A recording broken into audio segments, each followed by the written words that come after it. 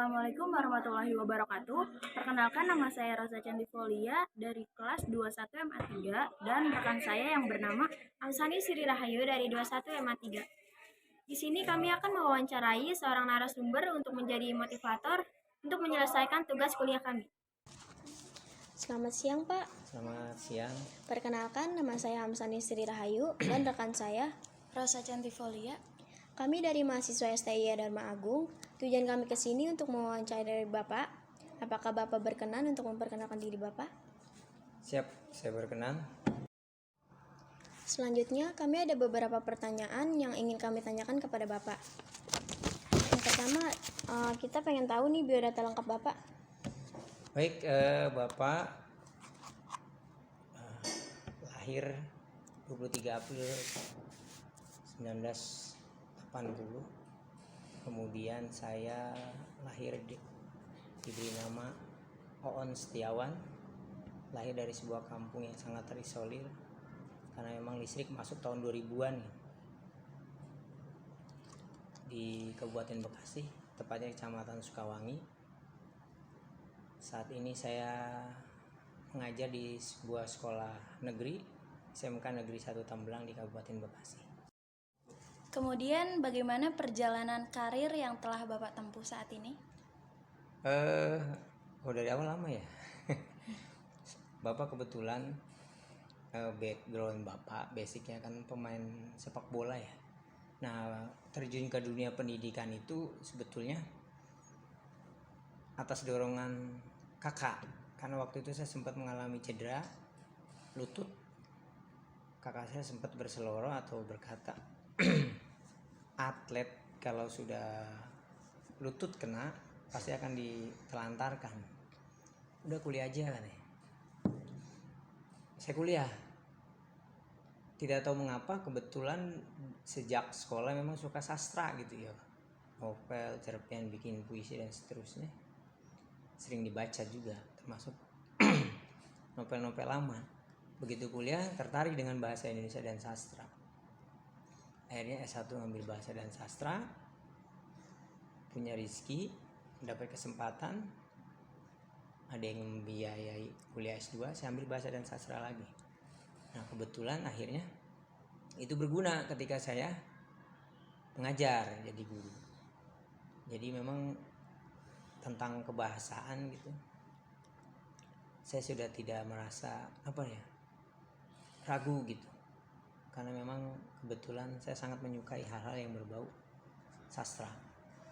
Kemudian menjadi dosen pun saya tidak mau lepas dari mata kuliah sastra, bahasa terutama ya, karena saya tidak mau nanti saya ambil mata kuliah lain meskipun mungkin saya mampu, tapi itu kan di luar dari ilmu yang saya tempuh. Takutnya nanti ada hal yang memang salah saya menyampaikan. Kalau misalnya bahasa saya siap. Jadi itulah akhirnya kenapa saya memutuskan untuk jadi seorang guru. Karena kebetulan sampai detik ini pun saya hobi mengajar.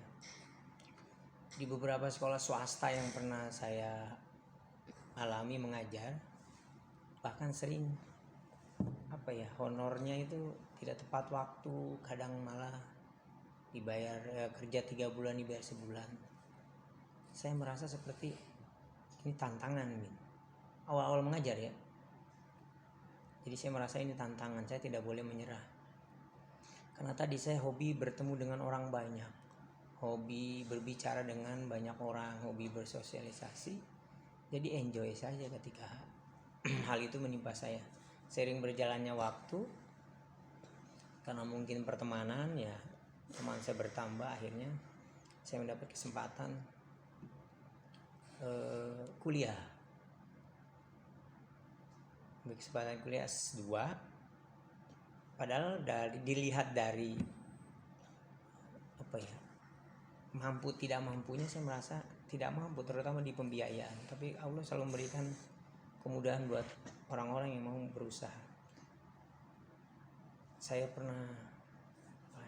Teman saya pernah melihat gitu, saya melakukan presentasi dan akhirnya dia percaya. Dia kumpulkan 4 orang temannya yang akrab, dan sepakat untuk membiayai kuliah saya, dengan catatan mungkin saya banyak membantu ketika teman-teman saya tadi mengalami kesulitan dalam pengerjaan tugas-tugas.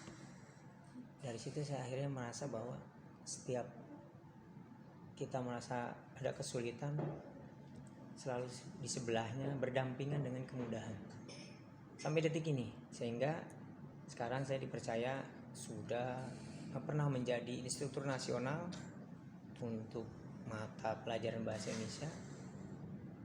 Ya, beberapa kota saya kunjungi sebagai instruktur dengan audiens atau pesertanya guru-guru SD, guru-guru SMP, SMA yang notabene rata-rata usianya di atas saya.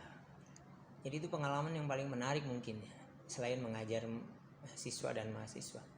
Jadi saya pernah mengajar guru-guru gitu, yang berasal dari berbagai kota di Indonesia.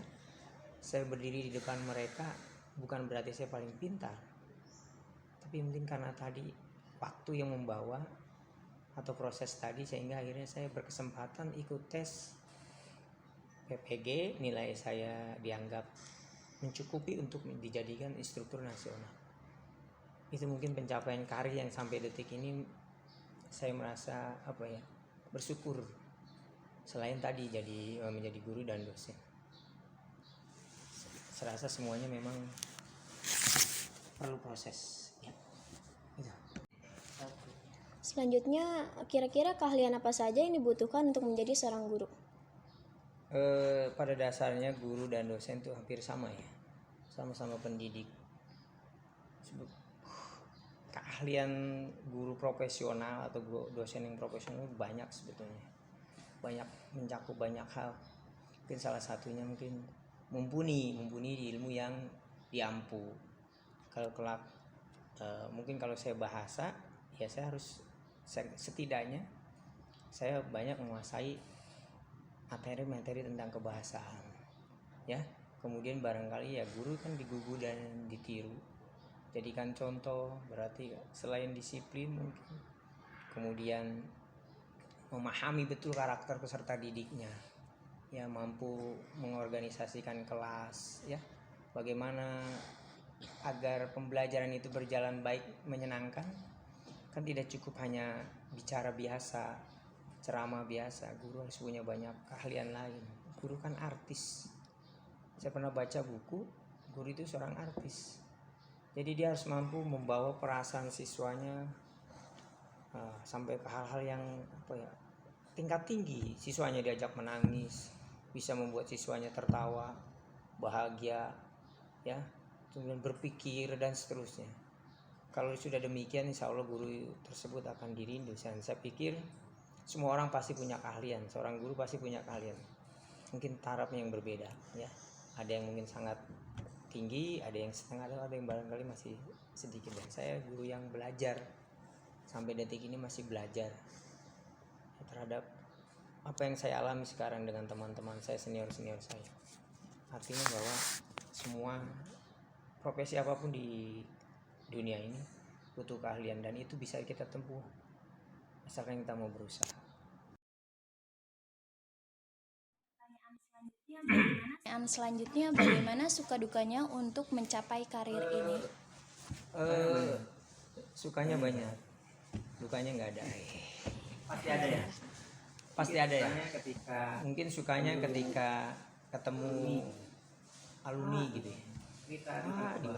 Cerita tentang kebahagiaan dia, pencapaian dia, sukses dia jadi sarjana, sukses dia jadi pengusaha, sukses dia jadi pejabat. mungkin kebahagiaan yang buat Itu mungkin kebahagiaan yang buat saya tak ternilai. Apalagi orang tuanya dibahagiakan gitu, mendengar cerita-cerita para alumnus ya yang sukses, bahagia. Apalagi disampaikan langsung, mendengar saja saya sudah bahagia. Itu seorang guru, saya rasa sama aja, hampir semuanya demikian. Dukanya apa ya? Ya sama lah. Mungkin nangani sedang enak-enaknya belajar, tiba-tiba ada wabah seperti sekarang ini. Duka semua lini kehidupan ya. Ada wabah penyakit COVID-19 ini mungkin duka buat semua lini kehidupan, termasuk saya sebagai seorang pendidik. mengalami Saya mengalami betul kepakuman kepakuman gitu. Bertemu dengan siswa di kelas itu berbeda dengan di bertemu mereka di pembelajaran online. hal yang memang Artinya banyak hal yang memang tidak bisa diwakilkan dengan pembelajaran online. Mungkin itu duka yang paling mendalam cara saya. berapa Saya berapa angkatan yang hampir 2 atau 3 angkatan ya yang gitu saja lulus begitu saja gitu tanpa ada kesan. 1 sampai 2 tahun lebih ya kita mengalami pandemi. Itu barangkali dukanya, sisanya barangkali kenakalan anak mah hal yang biasa lah ya. Artinya bahwa sampai detik ini saya banyak mengalami hal di mana anak nakal, susah diatur. Itu saya mengajar dari tahun 2002, sekarang 2021, hampir 19 tahun ya. Betah berarti, artinya bahwa saya menyukai sekali, karena memang tadi hobi saya adalah bersosialisasi, berkumpul dengan banyak orang. Artinya ngobrol dengan banyak orang itu suka ya. Saya bukan tipe orang yang penyendiri, jadi begitu mengalami kejadian pandemi ini saya merasa seperti ya, apa ya, seperti nyawa apa, raga tanpa nyawa, tidak bisa ngapa-ngapain.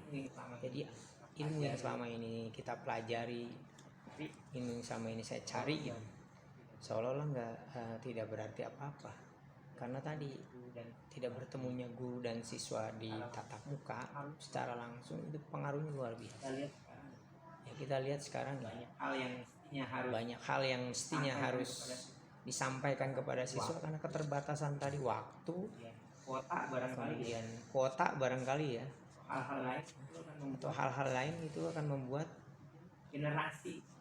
generasi kita yang tadi yang mengalami pandemi, jadi seperti ada sebagian yang hilang gitu. Mungkin kalau disebut buah-buahan masaknya tidak merata ya. Itu mungkin barangkali duka yang paling mendalam buat saya, terutama. Mungkin itu saja Pak yang bisa kami tanyakan. Apakah Bapak ada kesan dan pesan untuk kita semua? Oke, pesan untuk teman-teman yang saat ini sedang menempuh jenjang pendidikan baik SMP, ya, saya anggap dari SMP aja ya, SMP, SMA maupun yang sedang kuliah. Ada pesan menarik dari Imam Syafi'i, bahwasanya orang bijak itu adalah mereka yang berani keluar dari kampungnya untuk menimba ilmu, mencari pengalaman di negeri orang. Karena menurut beliau, seekor harimau dia tidak akan bisa mendapat mangsanya kalau ia tidak keluar dari kandangnya. Kemudian anak panah tidak akan mencapai sasaran kalau tidak dilepas dari busurnya. Artinya bahwa ketika Anda kelak mendapatkan tawaran kerja atau kuliah, harus keluar dari peraduan Anda, tempat bersemayam Anda, tempat nyaman Anda harus ambil itu.